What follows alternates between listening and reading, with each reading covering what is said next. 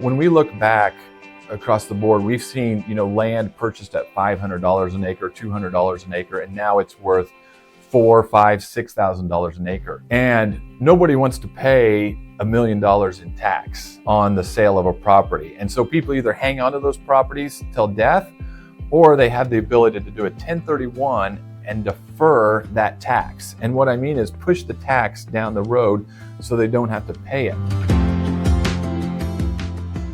Completing a 1031 DST now, they continue to own real estate and continue to receive income off it and not pay that tax that they thought they were going to have to pay, that huge tax bill. One of the opportunities that we have for clients is what is called a 1031 exchange. While a lot of clients are very familiar with this and how it works, the structure of it, they often think they have to sell their farmland or their commercial building and buy another piece of property, whether that's farmland or whether that's another building.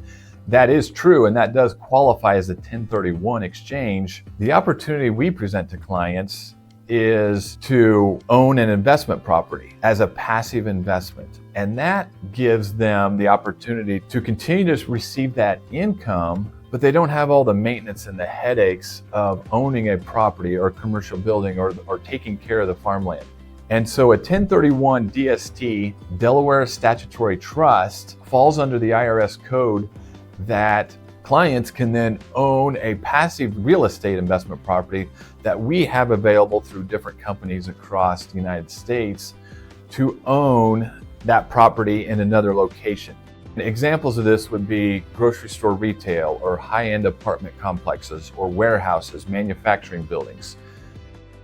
And this gives the investor or the client the ability to sell their piece of farmland that they've been making income off of for 20, 30, 40 years. And it's just not practical to stay in the family anymore, or maybe they inherited it from the death of a family member, and they want to execute a 1031 exchange into this passive real estate investment, keeping that real estate feature, but continuing to be able to collect income, or what we call that rent, for them over a number of years. The 1031 is a great opportunity for clients who want to continue to own real estate.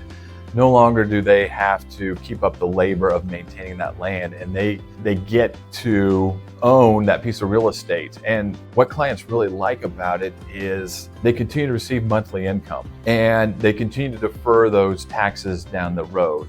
And it also helps diversify their investment portfolio. Whether it's mutual funds and stocks, this continues to act as real estate.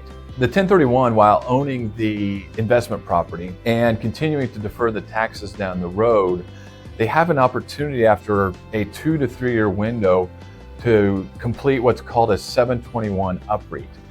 And what this does is it takes that 1 or 2 properties that they held individually, and those properties move into a real estate trust fund with 150 other properties. And this is great because it continues to add further diversification.